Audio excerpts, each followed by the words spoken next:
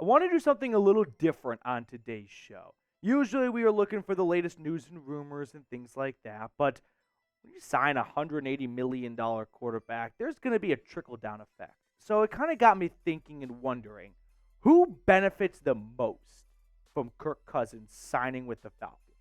Is it Drake London, Kyle Pitts, or Bijan Robinson? We're going to do a deep dive into all three of these players, and at the end, I'll let you know who I think comes out smelling the best with Kirk Cousins joining this team. But let's start with Drake London, the former top 10 pick out of USC, 2 seasons so far in Atlanta, and he has shown Falcons fans that he's a very talented player. There's no question about that. He's got the ability to make all sorts of plays. He's got a great, extensive route tree. He is not a one-trick pony. He is an incredible athlete. I could go on and on. Drake London, in my eyes, is a surefire thing, okay? 905 yards with the worst quarterback play in the NFL last year.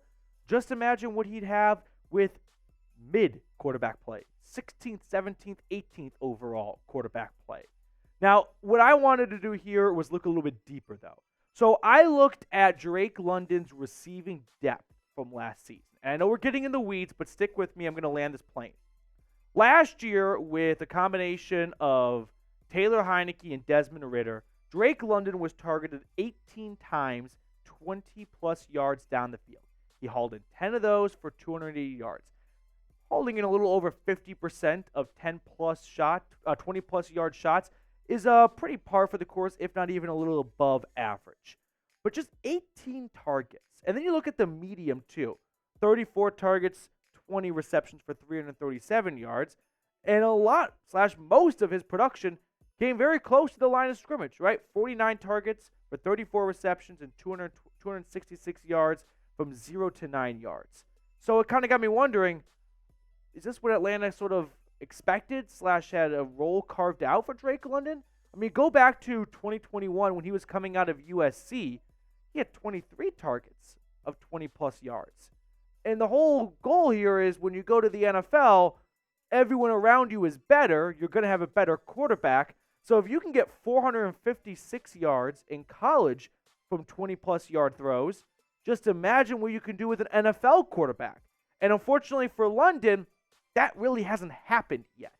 So are we going to see Kirk Cousins unlock downfield Drake London? Because what we have seen towards the line of scrimmage has been great. He's been reliable when you need a first down. He can make the big play for you. He can make the tough sideline catch, right? We have seen him do everything you look for, but what we haven't seen yet is enough volume down the field. So what I want to share with you guys here is Desmond Ridder's passing chart compared to Kirk Cousins. Right now you're looking at Desmond Ridder's passing chart from 2023. You can see that, sure, it's not easy to complete the downfield passes, but Desmond Ridder, I mean, there's a reason why he's not starting anymore. And a lot of the easy stuff, right? The 10 to 20 yards, pick up 15 over the middle of the field. Just not quite there, at least not with the rest of the NFL.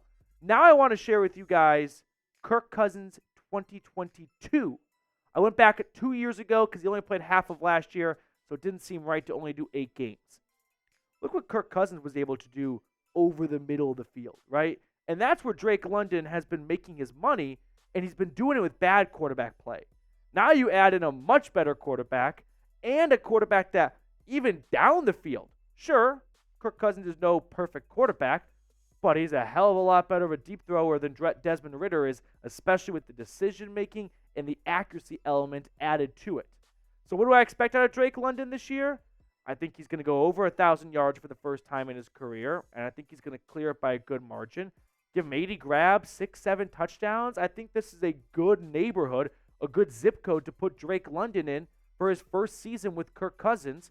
And hopefully they only grow from there and develop a better chemistry. And years 2 and 3 of these guys together, that 1,100 could turn into 12, 13, maybe even up to 14 or dare I even say 1,500. I mean, that's definitely on the ambitious side, but I do think London is skilled and talented enough to get there. He just needs a quarterback to drive the bus a little bit with him. and Cousins can do that. So will Drake London get to 1,000 yards? Just a very simple question, yes or no. Let me know what your thoughts are below in the comment section. I'm typing a Y for yes. Moving on, let's talk about Kyle Pitts next. Can the former 4th overall pick really start to live up to expectations? That is sort of the, I wouldn't say $1 million question, but it's a very expensive question as Atlanta has to make a decision on his 5th-year option soon.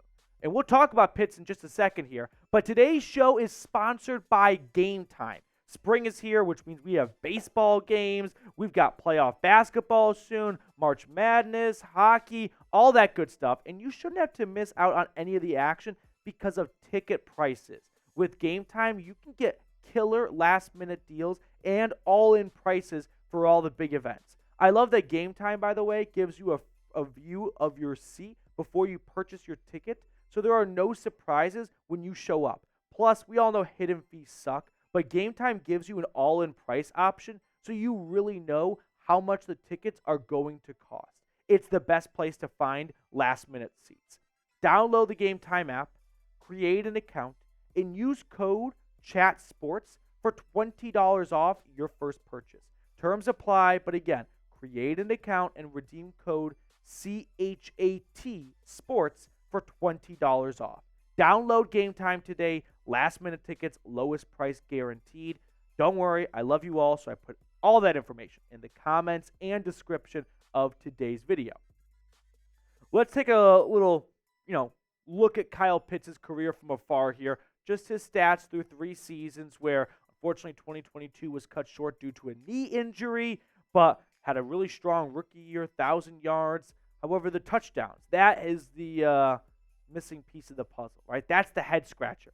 Why is a guy that's so big and fast not getting a lot of touchdowns near the end zone? We're going to try and answer that question. But I want to start by looking a little earlier in the drive. And I want to go back to the film from last year. Let's go to a not very memorable game, but week 3 against the Lions. Atlanta picked up their first loss of the season. And what you're looking at here is Falcons have, I think, 2nd and 7 at their own 15, and Desmond Ridder's able to get a good throw off, and you can see the ball circled in the green in the top right. And you see Kyle Pitts at the 40-yard line. He's open. Like, in the NFL, it's not easy to get open. So when you've got a yard of separation, that may be as open as you get for a few quarters or series of drives. And this throw just has to be completed. Unfortunately, Kyle Pitts doesn't have a chance of making this catch because it's not even in the right zip code of where this ball lands. So a bad throw from Desmond Ridder, and Pitts is robbed of an opportunity to make a big catch. Let's move on to the next week against the Jags, okay? Desmond Ridder, see he's got a good base he's throwing off here. Sure, a little pressure's coming in, but you're not always going to get a perfect clean pocket. And this pass actually goes to Drake London in the yellow. Drake London's got pretty good coverage on him. He's got a safety on top. He's got a corner underneath. So if this pass is going to be completed, it's going to be an incredible throw. But that's not where the pass goes. Or, I beg your pardon, that's where the pass goes. Where it should be going is to where Kyle Pitts is, in red. Where he's got, what is that, 2.5 yards of separation?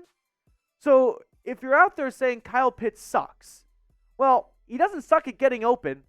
We just saw 2 of many instances of Kyle Pitts getting free and either the pass not being accurate or the pass not going to him. Now you insert Kirk Cousins, quarterback that's been around for a lot longer than Desmond Ridder and Taylor Heineke, and a guy that's got a historically very high completion percentage. Why is that? Well, there's the accuracy element, but there's also the decision-making element. Do you want to go with the riskier throw to Drake London, which could get you more yards? Or how about the wide-open Kyle Pitts running underneath? I would go with that underneath option. And so does Kirk Cousins very often in his career. And that's why he's one of the most accurate quarterbacks in NFL history. So that's definitely going to help Kyle Pitts' career out, which is why I think we're going to see Kyle Pitts truly break out. I think the touchdowns are going to come. I think we're going to see a big uptick in just receptions, targets, yards, everything, all the metrics. He stays healthy. I think we're going to see Kyle Pitts truly start to look like that top 5 pick. Now, when it comes to Kirk Cousins and tight ends, he doesn't have a great history with them, if we're being transparent. And I think a reason why is he's never had dominant tight ends to work with. Like, if you think back before TJ Hawkinson came over from Detroit, his top tight ends were like Rudolph and Irv Smith Jr., just guys that are adequate, but not going to be Pro Bowl caliber players. Hawkinson came over midseason in 2022, got to play half the year of that season with Kirk, and then the first half of 2023 with Kirk until Cousins, ruptured his Achilles. And in that stretch, TJ Hawkinson, which is about a full season, 2 halves, 981 yards, 6 touchdowns. But what's really jarring to me, targets and receptions. Cousins, he had a affinity for his tight end. 153 targets, 112 receptions, a lot of underneath passes. So if you're wondering what kind of role to expect for Kyle Pitts in this offense with Kirk Cousins, I don't think it's going to be as big of a downfield play, although Kyle Pitts does have that receiving ability to his game. I think you're going to see a lot of underneath stuff. And where does that usually happen? The red zone's a good spot. And that's something that Pitts should have been doing a lot better in for a lot longer.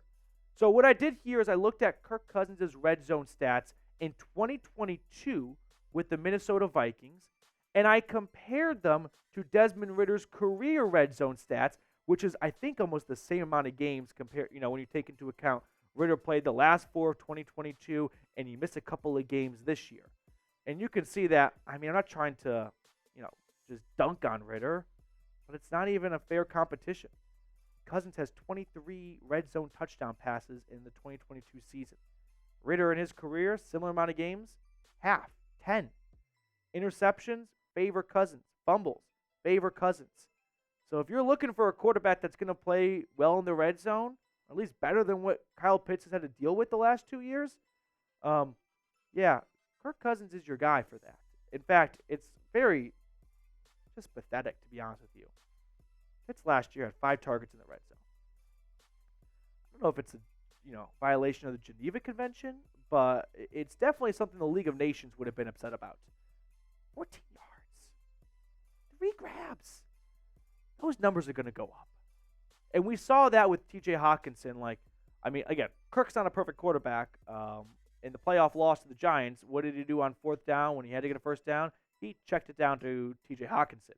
But I think we're going to see a much better connection between the quarterback and tight end position with Cousins than what Pitts has had to deal with his first 3 years in Atlanta. Now, do you still believe in Kyle Pitts? You in or are you out? I'm still in. I think Kyle Pitts has a very high ceiling with the offense that's coming with Kirk Cousins. Third and final player I want to talk about today is running back Bijan Robinson. I understand that when you're a running back, you may not feel like the quarterback is going to have a dramatic impact on your production, but I would push back on that. You can look at Bijan's stats last year. 976 rushing yards. Would have hoped for 1,000. Who wouldn't have? It's just a nice number, a nice round number. Sports fans, we like those numbers. But the receiving yards, 487. I don't think people outside of Atlanta realize, and Texas as well, that Robinson is a very good receiving back as well. He's not just an in-between the tackles guy. And this is where Kirk Cousins can impact Bijan's livelihood a little bit. Let's go back to that Lions game for a moment, okay? Good coverage by Detroit. You got 3 receivers running routes, and they are all covered. No one's open. There are defenders everywhere. The ball has no business going anywhere near those 3 receivers for Atlanta. But look how wide open Bijan is at the bottom. That's where the ball needs to go, because he is great after the catch. He can pick up extra yards after contact. Unfortunately, Ridder's not looking for Bijan here. And this is just the difference of an experienced quarterback and a younger quarterback. Give this ball to Kirk Cousins, and I think he's happy to check it down to Bijan Robinson and let his star running back do the rest. So, with that being said, let's talk about running backs in Minnesota when Kirk Cousins was at the helm. Most notably, of course, Dalvin Cook. And here are his best 4 seasons with the Vikings. So if you're worried that this is going to be a pass-happy offense and there's no chance for Bijan to get a role, I'm not going to say you're completely wrong because there's a big key point I'm about to bring up here. But we can see that running backs and Kirk Cousins, they can live in the same ecosystem. I think early on in the season, we're going to see a lot of Bijan runs, especially as Kirk Cousins works himself back from that Achilles. There's just a mental element of giving yourself and your body the trust to move out of the pocket a little bit. So I wouldn't be surprised if we see the play calling maybe favor the running game a little bit more. But I want to share this last little fact with you guys, and that is the Vikings offense. The last four full seasons with Kirk Cousins, I took out 2023 since he only played half of it. And you can see that there's a big change that happens from 2020 to 2021 and into 2022. That big change was one of two things. It's kind of the end of Dalvin Cook's dominance, right? He was awesome, so why wouldn't you be top 5 in running the football? And if you're going to run the ball a lot, you're probably not going to ask your quarterback to throw it a whole lot. Look at the huge disparity between running and passing in 2019 and how it basically gets turned on its head in 2022. So what changed from 2019 to 2022? Two things changed in my eyes. One, we saw Dalvin Cook start to regress a little bit, led to his premature release. Secondly, they hired Kevin O'Connell, who comes from the Sean McVay coaching tree. So you go from Mike Zimmer, who wants to win with his defense and with the ground game, and you get a Sean McVay style offense that loves to throw the football. And who's the play caller in Atlanta? Zach Robinson from LA. So what would I expect? Well, we saw Kirk have a lot of success with a similar offense in Minnesota, and now you've got the same family tree coming to Atlanta. I would expect them to throw the ball a lot, which isn't ideal for a guy you just picked 8th overall, which is probably why if I had to bet, if Raheem Morris and company were calling the shots during the draft last year, they probably wouldn't have gone with Bijan. That's a much more Arthur Smith pick than a Zach Robinson and Raheem Morris pick. But I'm sure they're thrilled to inherit a great running back, and they're not just going to put him on the bench because the Sean McVay tree tells you to do that. Kyron Williams was awesome for them last year. If you've got talent at a position, you should definitely use that talent. But I do think it is something to note at least. So at the end of all this, who's the biggest beneficiary? I know it's the vanilla pick, but I'm going to go with Drake London. For a guy that put up 900 yards with the worst quarterback play in the National Football League last year. Man, Kirk Cousins comes in, even if he's just like a 8 through 12 quarterback in 2023 or 2024 now, I think we're going to see Drake London's numbers skyrocket, especially down the field. Something he did so well at USC that we just haven't been able to see so far in Atlanta because he hasn't had the quarterback that can develop that chemistry with and give accurate balls down the field. Kirk Cousins, he can do that. All right, that will do it for us. I hope you guys enjoyed a kind of a unique style of Falcons today. If you did, consider subscribing. We're always putting out Falcons content, the #1 Atlanta Falcons YouTube channel out there.